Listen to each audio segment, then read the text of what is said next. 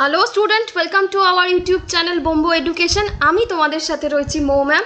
আমরা Indian polity by M Laxmikanth এই বইটার একটা সিরিজ শুরু করেছিলাম, যার ফার্স্ট চ্যাপ্টার কনস্টিটিউশন ফ্রেমওয়ার্কের প্রথম 4টে টপিক অলরেডি আমি চ্যানেলে আপলোড করে দিয়েছি।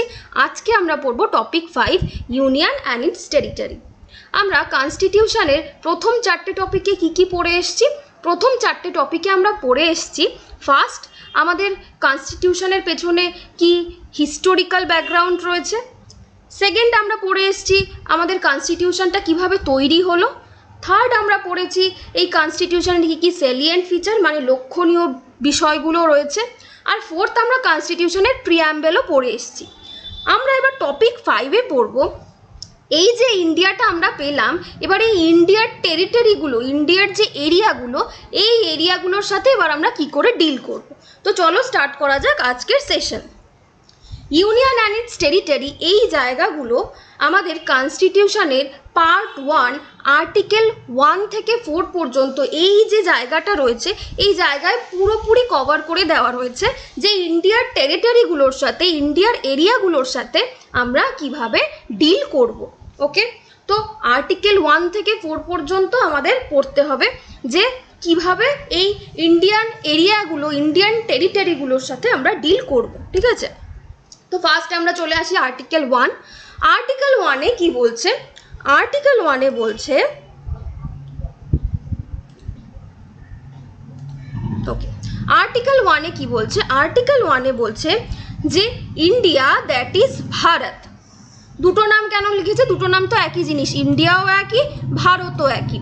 তো ইন্ডিয়া এবং ভারত, ইন্ডিয়া যেটাই ভারত সেটা হচ্ছে কি আমাদের union of state rather than federation of the state. মানে এখানে ইন্ডিয়া এবং ভারত দুটোই আর্টিকেল 1-এ যুক্ত করার কারণ কি? যুক্ত করার কারণ একটাই, যে ইন্ডিয়া শুধু ইন্ডিয়ান ব্যাপারটা থাকবে এটা আমাদের ঠিক পছন্দ না। আমাদের ইন্ডিয়ার মধ্যে একটা ট্রেডিশনাল ব্যাপার রয়েছে, সেই ট্রেডিশনাল ব্যাপারের জন্য আমরা ভারত ওয়ার্ডটাও ইউজ করতে চাই। তো ঠিক আছে, আর্টিকেল 1 বললে কোনো সমস্যা নেই। ইন্ডিয়া যেটাই হচ্ছে ভারত সেটা ইউনিয়ন অফ স্টেট, এই জায়গাটা খুব important, union of state. Union of state, এই ইউনিয়ন অফ স্টেটে কি বলতে চাইছে? যে ইন্ডিয়ার মধ্যে যে স্টেটগুলো রয়েছে সেই স্টেটগুলোর মধ্যে একটা ইউনিটি থাকবে। তোমরা আমাকে প্রশ্ন করতেই পারো যে আমরা তো আগেই অল ইন্ডিয়া ফেডারেশন লতে বিশ্বাস করি যে ইন্ডিয়া একটা যুক্তরাষ্ট্র, তাহলে আবার ইউনিয়ন অফ স্টেটের মানে কি? আমরা যুক্তরাষ্ট্র হলেও এই যুক্তরাষ্ট্রগুলোর মধ্যে একটা ইউনিটি, একটা ইউনিয়নশিপ, একটা সেন্ট্রালাইজেশনশিপ থাকবে। তো এই ফেডারেশন যুক্তরাষ্ট্রের ব্যাপারটাকে আরও সলিড করার জন্য আর্টিকেল 1 এই পুরো স্টেটগুলোকে ইউনিয়ন অফ স্টেট বলে দিল। মানে এই পুরো স্টেট ইন্ডিয়ার মধ্যে, ধরো এটা ধরো যদি ইন্ডিয়া হয়, এটা ধরো যদি ইন্ডিয়া হয়, এই ইন্ডিয়ার মধ্যে প্রচুর স্টেট রয়েছে। এই প্রচুর স্টেটগুলোর মধ্যে, এগুলো ধরো প্রচুর স্টেট, ওকে, এই প্রত্যেকটা স্টেটের মধ্যে কোনো স্টেট যদি চায় সে ইন্ডিয়া থেকে বেরিয়ে যেতে পারবে না। কেন পারবে না? কারণ ইন্ডিয়া হচ্ছে গিয়ে সমস্ত স্টেটের ইউনিয়নশিপ, সমস্ত স্টেটের ঐক্যবদ্ধতা নিয়ে তৈরি হয়েছে, এবং এই ঐক্যবদ্ধতার ওপর একটা সেন্ট্রালাইজেশন পাওয়ার কাজ করবে, যেই পাওয়ারের কথা প্রত্যেকটা স্টেটের সবাই শুনতে বাধ্য। ওকে, তো ফেডারেশন একদিকে, স্টেট যেমন ফেডারেশন, আমরা যুক্তরাষ্ট্র, সেরকম আমাদের ইউনিয়ন অফ স্টেট রয়েছে। মানে আমরা প্রত্যেকটা স্টেটের মিলিত রূপ, এবং সেই মিলিত রূপটাকে কে কন্ট্রোল করে? আমাদের সেন্ট্রালাইজেশন পাওয়ার কন্ট্রোল করে। তো এবার সেকেন্ড পয়েন্টে কি সমস্যা দেখা দিল? এই ইউনিয়ন আর ফেডারেশন নিয়ে একটা সমস্যা দেখা দিল। এখানে ডক্টর বি.আর. আম্বেদকর, যে আমাদের ফাউন্ডিং ফাদার, তিনি এইটা খুব সুন্দর করে ক্ল্যারিফাই করে দিল। কি ক্ল্যারিফাই করলো? তিনি ক্ল্যারিফাই করে দিল যে ইন্ডিয়ার যে ফেডারেশন ব্যাপারটা, যুক্তরাষ্ট্র ব্যাপারটা, এটা কিন্তু সমস্ত স্টেটের এগ্রিমেন্ট বা সহমতি নিয়ে হয়নি। সমস্ত স্টেটের সাথে চুক্তি করে বা তাদের সাথে একটা এগ্রিমেন্ট সাইন করে যে আমরা ফেডারেশন হয়েছি এমন নয়, যেটা আমেরিকান ফেডারেশনে রয়েছে। আমরা কিন্তু এমন ফেডারেশন যার কথা হচ্ছে গিয়ে স্টেট না মানলেও আমাদের কিচ্ছু যায় আসে না। এবং সেকেন্ড স্টেটে উনি আবারও বলেন যে ইন্ডিয়া কোনোভাবেই এই ফেডারেশনের ব্যাপারটাকে বাতিল করতে পারে না, সিট করতে পারে না। তাই ইন্ডিয়া যে ইউনিয়ন অফ স্টেট, সমস্ত স্টেটের একটা মিলিত রূপ, সমস্ত স্টেটের একটা ইউনিয়ন রূপ, সেই জায়গাটাকে স্টেট কোনোভাবেই বাতিল করতে পারে না। কোনো স্টেট, আজকে যদি আমরা চাই, ওয়েস্ট বেঙ্গল যদি চায় যে আমাদের ওয়েস্ট বেঙ্গল আর ইন্ডিয়াতে ভালো লাগছে না, আমরা কিন্তু গিয়ে আমেরিকায় চলে যেতে পারবো না। কেন চলে যেতে পারবো না? আমরা ইউনিয়ন অফ স্টেট, আমাদের প্রত্যেকটা স্টেটের ওপর যে সেন্ট্রালাইজেশন পাওয়ারটা, যে ইউনিটি পাওয়ারটা রয়েছে, সেটাই আমাদের ডোমিনিয়ন। আমাদের সমস্ত স্টেটের মিলিত রূপ হচ্ছে গিয়ে ইন্ডিয়া, ঠিক আছে? নেক্সট, আর্টিকেল 1-এ এবার ইন্ডিয়া তো বিশাল একটা বড় জায়গা, তো কোন এরিয়াগুলোকে আমরা আমাদের ইন্ডিয়ান টেরিটরি বলে ভাববো? তো সেই জন্য আবার আর্টিকেল 1 একটা ক্যাটাগরি ড্র করে দেয়। আর্টিকেল 1 একটা ক্যাটাগরি ড্র করে দেয়। ওকে, আর্টিকেল 1 একটা ক্যাটাগরি ড্র করে দেয়। এই ক্যাটাগরি অনুযায়ী 3টে ক্যাটাগরি রয়েছে। আমাদের কোন কোন টেরিটরিগুলোকে আমরা ইন্ডিয়ার স্টেট বলবো, সেই স্টেটগুলো ড্র করে দেয় আমাদের আর্টিকেল 1, ঠিক আছে? আরেকটা কি ইম্পর্টেন্ট জায়গা এখানে বলে, 3 নম্বর পয়েন্টটা একটু দেখো। 3 নম্বর পয়েন্টে বলে যে গভর্নমেন্ট চাইলে যে কোনো টেরিটরি অ্যাকুয়ার করতে পারবে। ধরো আমি এক্সাম্পল দিয়ে বলছি, যদি আজকে ইন্ডিয়া চায় সে পাকিস্তান বা বাংলাদেশের কোনো একটা পার্ট যদি সে লিগালি বা পলিটিক্যালি অ্যাকুয়ার করে, অর্জন করতে পারে, তাহলে কিন্তু সে তাকে ইন্ডিয়ার টেরিটরি হিসাবে, ইন্ডিয়ার এরিয়া হিসাবে অ্যাড করে নিতে পারবে। এই পাওয়ারটা আর্টিকেল 1 অনুযায়ী ইন্ডিয়ান গভর্নমেন্টকে দিয়ে দেওয়া হয়। তো আর্টিকেল 1 আমাদের কি বলে দিল? আর্টিকেল 1 আমাদের বলে দিল যে শুধুমাত্র ইন্ডিয়া ফেডারেশন নয়, যুক্তরাষ্ট্র নয়, এর সাথে আরেকটা জিনিস চাপিয়ে দিল, ইউনিয়ন অফ স্টেট, মানে পুরো ইন্ডিয়াটা একটা সমস্ত স্টেটের ইউনিয়নশিপ, ঐক্যতা নিয়ে চলবে এবং এই পুরো ইন্ডিয়ার সমস্ত স্টেটগুলোর ওপর একটা সেন্ট্রালাইজেশন পাওয়ার কাজ করবে। আর কি বুঝিয়ে দেয়, কোন কোন স্টেটগুলো হচ্ছে গিয়ে ইন্ডিয়ার এরিয়ার মধ্যে পড়ে, ইন্ডিয়ার টেরিটরির মধ্যে পড়ে। আর কি বোঝালো? আর বোঝালো যে আমাদের ইন্ডিয়ার যে গভর্নমেন্ট, সে চাইলে যে কোনো সময় যে কোনো এরিয়া যদি সে পলিটিক্যালি এবং লিগালি অ্যাকুয়ার করে, অর্জন করতে পারে, তবে সেই এরিয়াগুলোকেও কিন্তু ইন্ডিয়ার টেরিটরির মধ্যে অ্যাড করে নেওয়া যেতে পারে। ওকে, নেক্সট এবার আমরা বুঝবো আর্টিকেল 2। আর্টিকেল 2-তে আমরা পার্লামেন্টকে একটা এক্সট্রিম পাওয়ার দিয়ে দিয়েছি। কি করে পাওয়ার দিয়েছি? আমরা ডেমোক্রেটিক্যালি পার্লামেন্টকে মেম্বারদের ইলেক্টেড করি, ভোটিং করে আমরা পার্লামেন্টের মেম্বারদের একটা এক্সট্রিম রাইট দিয়ে দিয়েছি, যার জন্য আর্টিকেল 2 পার্লামেন্টদের একটা এক্সট্রিম রাইটের কথা বলে। কি রাইটের কথা বলে? যে পার্লামেন্ট চাইলে যে কোনো সময় এই ইউনিয়ন অফ ইন্ডিয়া, এই জায়গাটায় যে কোনো স্টেটকে অ্যাডমিট করতে পারবে, নিতে পারবে। যদি আজকে এক্সাম্পল বলছি, ইন্ডিয়া চায়, ইন্ডিয়া কিন্তু পাকিস্তানের যে কোনো একটা পার্টকে, যদি পাকিস্তানের কোনো পার্টকে বা বাংলাদেশের কোনো পার্টকে বা নেপালের কোনো পার্টকে ইন্ডিয়া পলিটিক্যালি এবং লিগালি অর্জন করতে পারে, সেই পার্টটাকে কিন্তু ইন্ডিয়া তার ইউনিয়ন অফ স্টেটের মধ্যে ঢুকিয়ে নিতে পারে। সেই রাইটটা পার্লামেন্টের রয়েছে। নেক্সট কি, পার্লামেন্ট যদি চায় নতুন কোনো স্টেট ফর্মও করে দিতে পারে। ওকে, এটা আর্টিকেল 2 অনুযায়ী পার্লামেন্টের একটা এক্সক্লুসিভ পাওয়ার, যার জন্য পার্লামেন্ট যে কোনো সময় নিউ স্টেটকে এস্টাবলিশ করতে পারে এবং সেই এস্টাবলিশ অনুযায়ী সে নতুন কোনো পাওয়ারকে, নতুন কোনো স্টেটকে অ্যাডমিটও করতে পারে, তৈরিও করতে পারে। কোনো স্টেট যদি বলে আমি ইন্ডিয়াতে জয়েন করব এবং ইন্ডিয়ান গভর্নমেন্ট সেটাকে বলে দেয়, অ্যাকসেপ্ট করে নেয়, তবে সেই স্টেটটা আমাদের ইন্ডিয়ান টেরিটরিতে অ্যাড হয়ে যাবে। Next article 3। আর্টিকেল 3 অনুযায়ী যেই জায়গাগুলো, যেই টেরিটরিগুলো ইন্ডিয়া পেল, সেই জায়গাগুলোর সাথে এবার ইন্ডিয়া কিভাবে ডিল করবে। এখানে আমি তোমাদের একটা এক্সাম্পল দিয়ে বোঝাই। ধরো তুমি একটা কোনো পরীক্ষার প্রিপারেশান নিচ্ছ, সেই পরীক্ষার প্রিপারেশনের জন্য তোমাকে 3 মাস দেওয়া হয়েছে। তো এই 3 মাস সময়টা তোমাকে দিয়ে দেওয়া হয়েছে। ওকে, এবার এই 3 মাস সময় তুমি কখন পড়াশোনা করবে, কখন বন্ধুদের সাথে ঘুরতে যাবে, কখন ফ্যামিলির জন্য টাইম দেবে, এই পুরো শিডিউলটা তো তুমি ঠিক করবে। টাইমটা তোমাকে দিয়ে দিয়েছে 3 মাস। এবার তুমি 3 মাসের থেকে একদিন কমও নিতে পারবে না, একদিন বেশি নিতে পারবে না। এই 3 মাসের যে টাইমটা, এই পুরোটা তুমি ডিল করবে যে তুমি কিভাবে পরীক্ষায় পাস করবে বা পরীক্ষাটা ক্র্যাক করবে। তো এক্স্যাক্ট আর্টিকেল 3ও ইন্ডিয়ায় সেম ব্যাপারটা হলো। আর্টিকেল 1 আমাদের বলে দিল যে আমরা ইউনিয়ন অফ স্টেট, আমি তোমাকে স্টেটের কোন কোন এরিয়াগুলো ইন্ডিয়ার টেরিটরি আমি বলে দিলাম।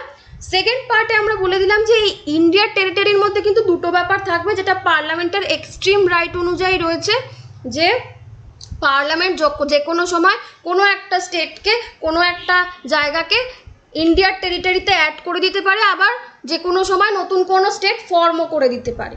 তো এই যে জায়গাটা বললাম, এবার তোমাকে পুরো ইন্ডিয়ার ড্র ম্যাপ আমি করে দিলাম। এবার তুমি এটাকে কিভাবে ডিল করবে করো। আর্টিকেল 3তে আমরা সেটাই ডিল করতে চেষ্টা করলাম। পার্লামেন্টকে পাওয়ার দিয়ে দেওয়া হলো যে কোনো সময় পার্লামেন্ট স্টেটকে ফর্ম করতে পারবে, স্টেটের সাইজটা ইনক্রিজ করতে পারবে, চাইলে স্টেটের সাইজ ডিমিনিশ করতে পারবে, চাইলে স্টেটের বাউন্ডারিও অল্টার করে দিতে পারবে, এবং চাইলে স্টেটের নামও অল্টার করে দিতে পারবে।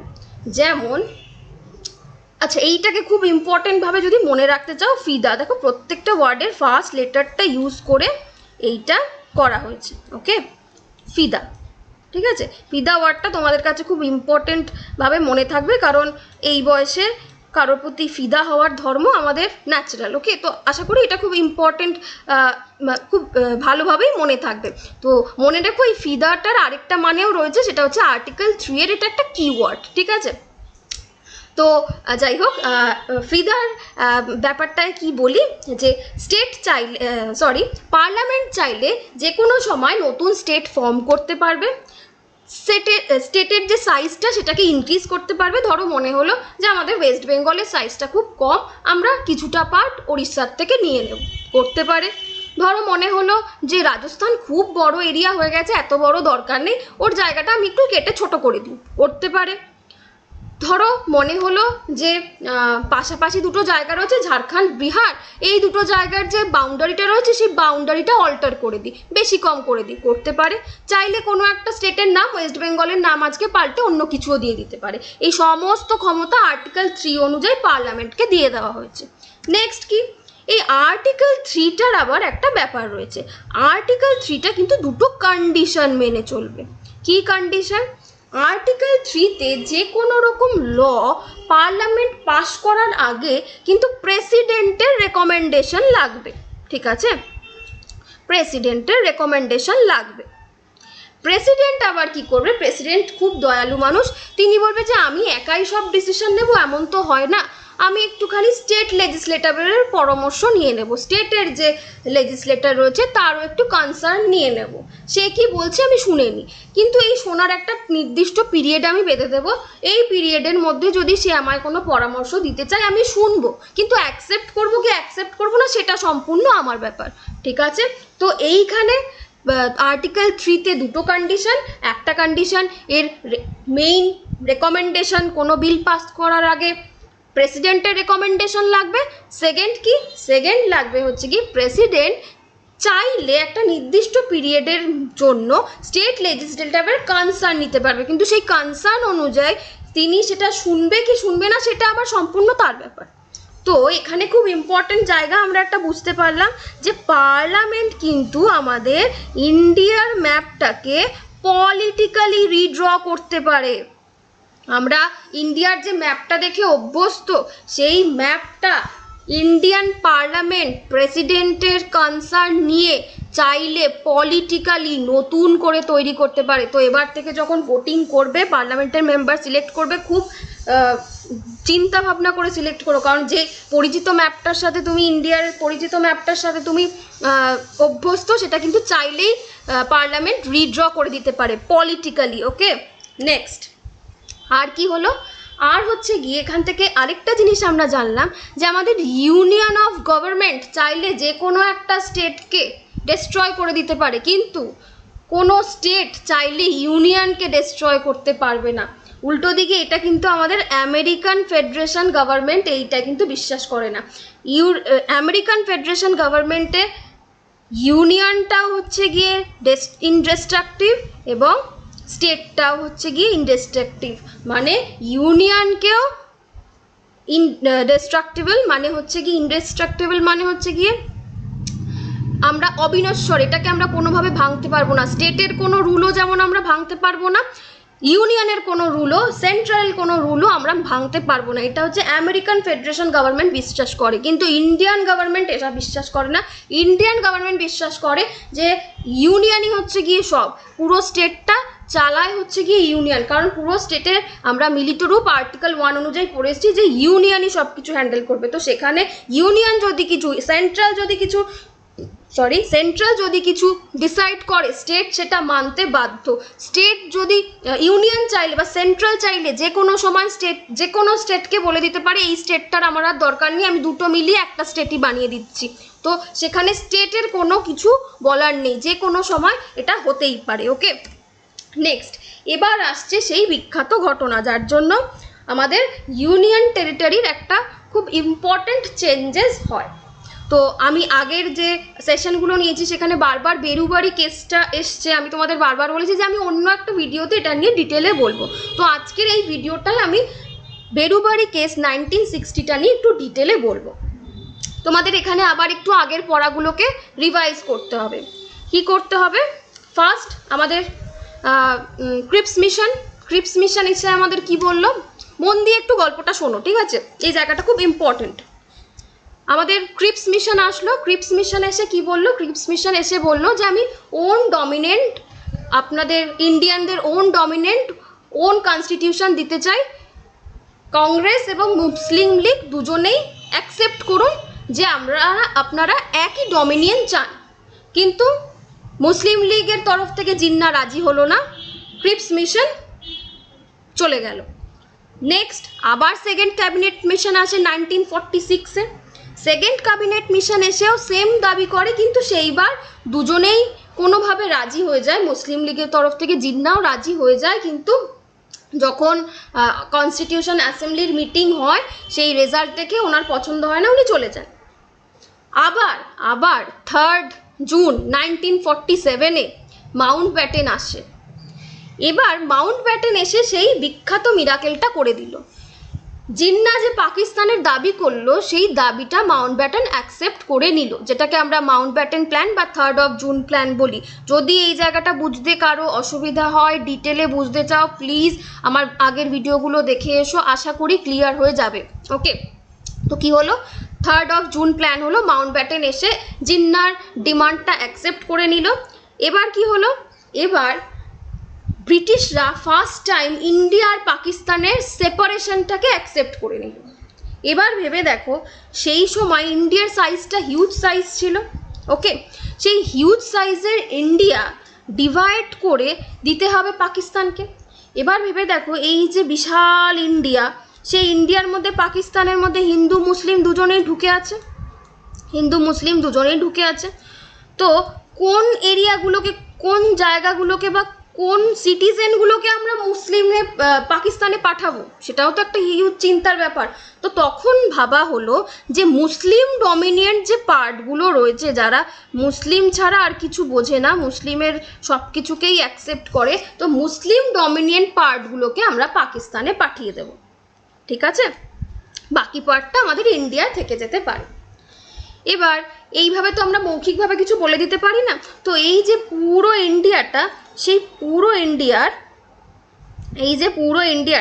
সেই ইন্ডিয়াটাকে আমার ভাগ করতে হবে। ইন্ডিয়ার একদিকে আমরা ওয়েস্ট পাকিস্তান করলাম, আর একদিকে আমরা ইস্ট পাকিস্তান করলাম, ঠিক আছে? মাঝখানে হচ্ছে ইন্ডিয়া। তো এই লাইনটা তুমি বা আমি তো ড্র করতে পারি না।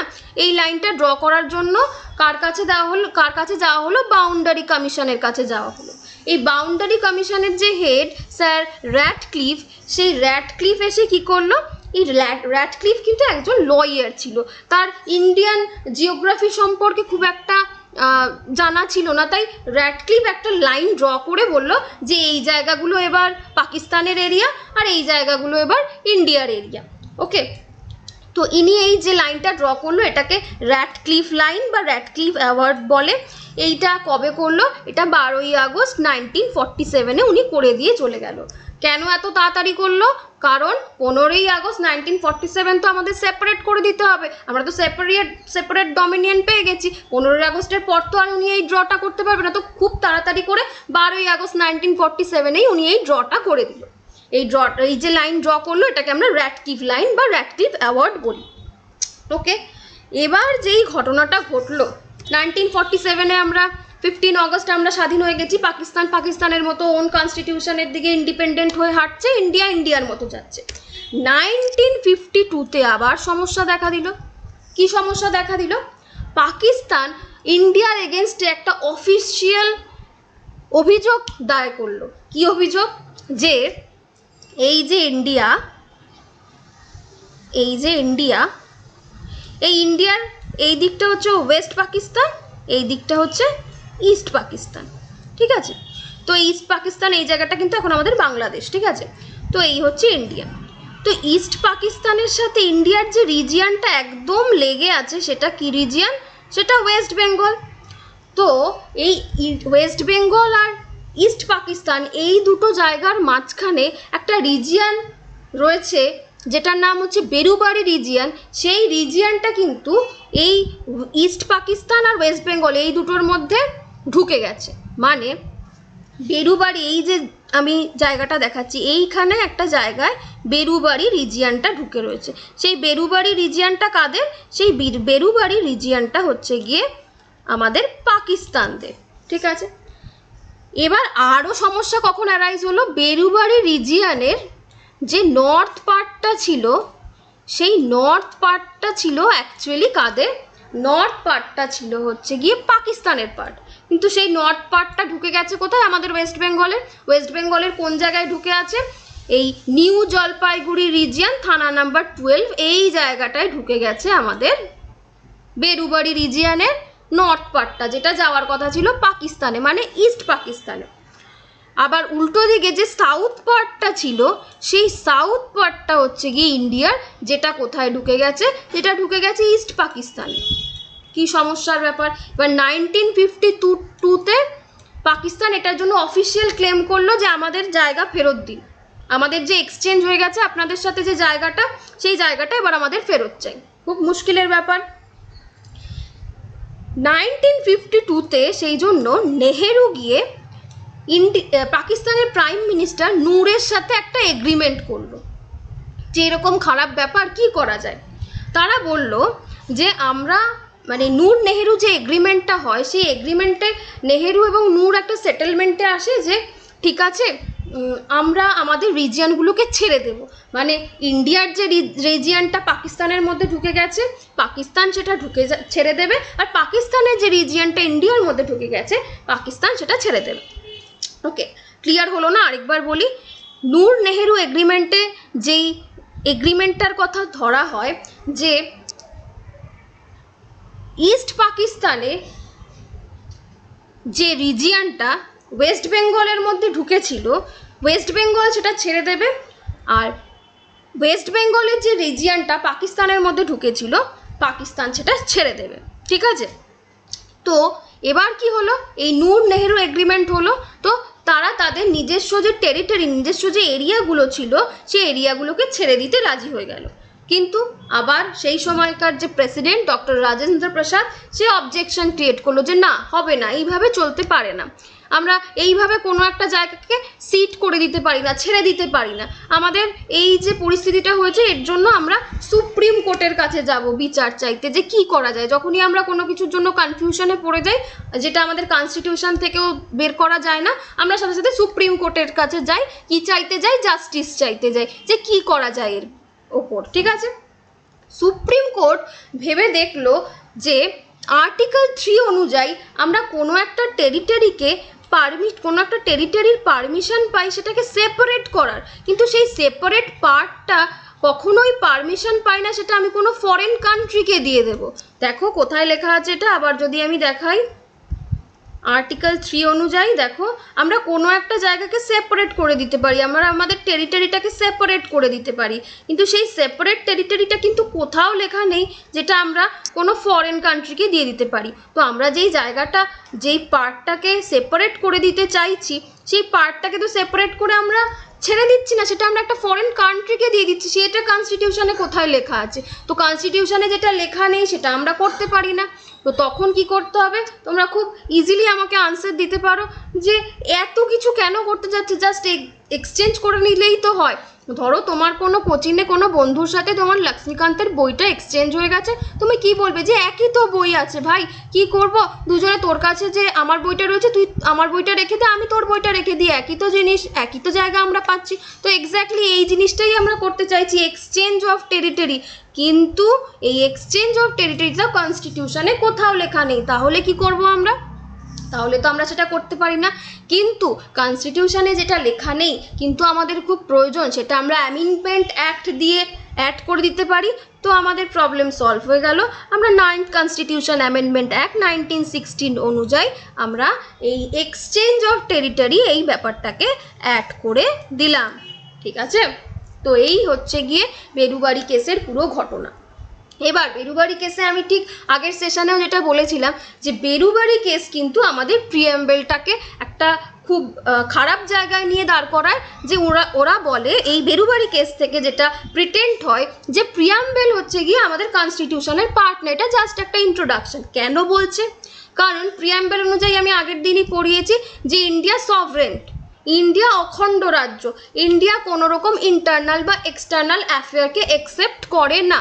মানে এই যে পাকিস্তান আমাদের ইন্ডিয়ার ওপরে একটা অ্যালিগেশন দিল যে আমাদের একটা পার্ট আপনাদের ইন্ডিয়ায় ঢুকে গেছে, সেটা আমাদের ফেরত দিন, তো সেই ব্যাপারটা আমরা যদি সভরেন্ট হই, আমরা অন্য কোনো জায়গার কে কি বলছে ইন্ডিয়ার ওপর সেটা মতামত নেব কেন? আমরা তো কমপ্লিটলি ফ্রি, আমরা তো এক্সটার্নালি আর ইন্টারনালি কমপ্লিটলি ফ্রি। তো সেই জন্য এই প্রিয়াম্বেলে যে সভরেন্ট ব্যাপারটা রয়েছে, তো সেইটা যদি অ্যাকসেপ্ট করতে যাই তাহলে এই লিগাল অ্যালিগেশন এই ব্যাপারটাকে আমরা অ্যাকসেপ্ট করতে পারবো না। তো সেই জন্য ডিসাইড করা হলো যে প্রিয়াম্বেল কনস্টিটিউশনের পার্ট না, এটা জাস্ট একটা ইন্ট্রোডাকশন। ঠিক আছে, আশা করি এইটুকু পর্যন্ত ক্লিয়ার হলো। নেক্সট এই যেই ব্যাপারটা হয়ে গেল, এটার ওপর ভিত্তি করে আমাদের এক্সচেঞ্জ অফ টেরিটরি হলো বাংলাদেশের সাথে। এই বাংলাদেশের সাথে আমাদের অনেকগুলো টেরিটরি বাংলাদেশের সাথে এক্সচেঞ্জ করতে হলো। এবার সেই এক্সচেঞ্জটা আমরা 9th কনস্টিটিউশন অ্যামেন্ডমেন্ট অ্যাক্ট অনুযায়ী করতে পারতাম না, কারণ ভেবে দেখো ইন্ডিয়া 111টা এনক্লিভস মানে হচ্ছে ছিটমহল, সেইটা যেটা ইন্ডিয়ার ট্রান্সফার করেছে বাংলাদেশে, এবং বাংলাদেশের সাথে ট্রান্সফার হয়েছে ইন্ডিয়ার 51টা এনক্লিভ।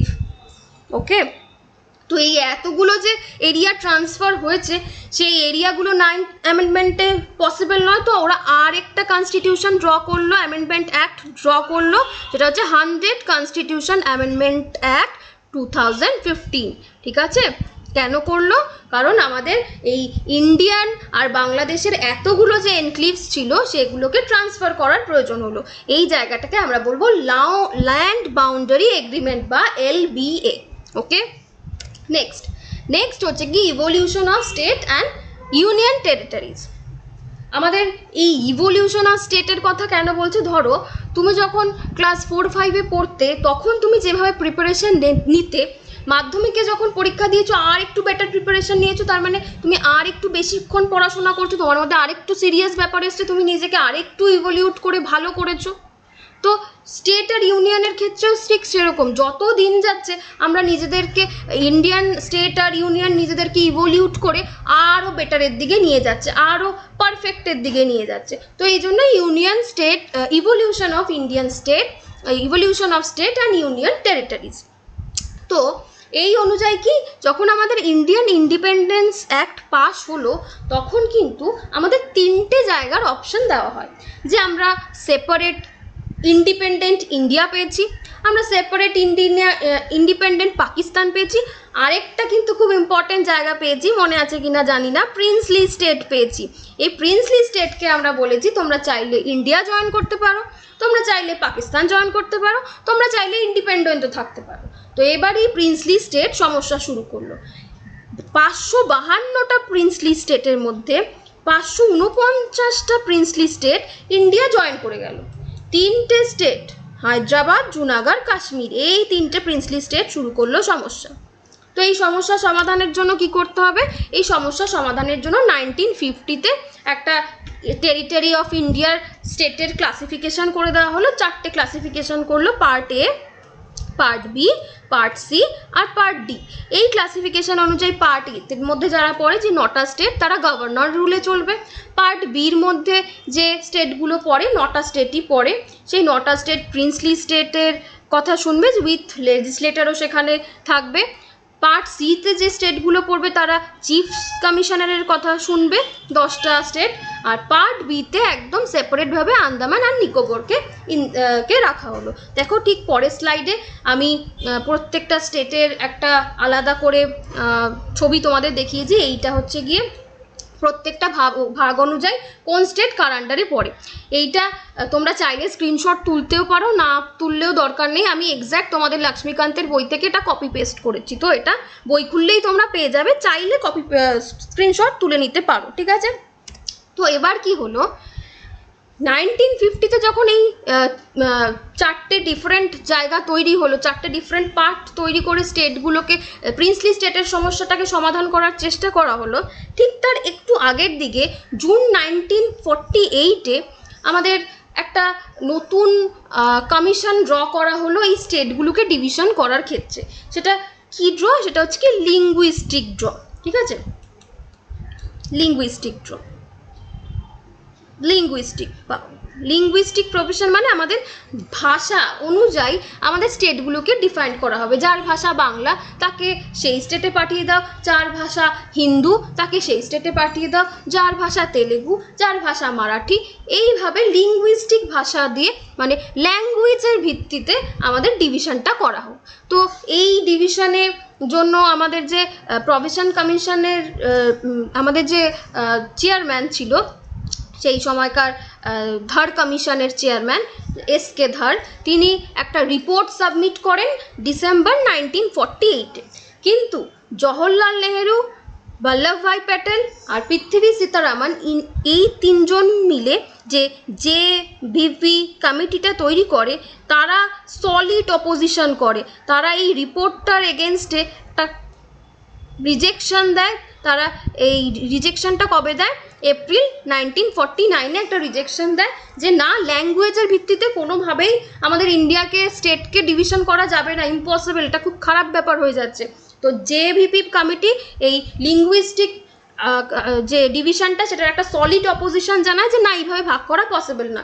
ধর কমিশন কিন্তু জুন 1948-এ লিঙ্গুইস্টিক ডিভিশনের জন্য অ্যাপ্রুভ করাতে চেষ্টা করে, উনি রিপোর্টটা সাবমিট করে দেয় ডিসেম্বর 1948-এ, কিন্তু জেপিভি কমিটি বলে না, এইভাবে করা পসিবল নয়। তো তারা রিজেকশন জানায় সেই রিপোর্টের 1949-এর এপ্রিল মাসে। ওকে, এবার অক্টোবর 1953-তে একটা ইম্পর্টেন্ট ঘটনা ঘটে গেল, যার জন্য লিঙ্গুইস্টিক ডিভিশন করতে গভর্নমেন্ট অফ ইন্ডিয়া বাধ্য হলো। কি হলো?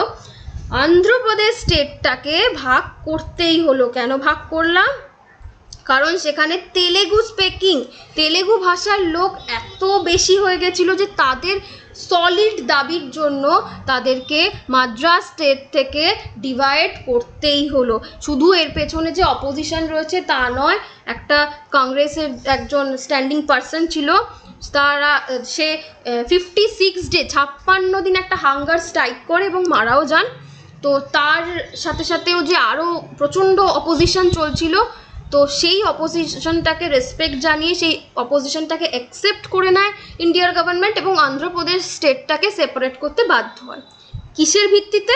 তেলেগু স্পিকিংয়ের ভিত্তিতে 1953-তে অক্টোবর মাসে। তো যেই এই ঘটনাটা হলো, লিঙ্গুইস্টিক ডিভিশনে আর কোনো রকম প্রবলেম হলো না।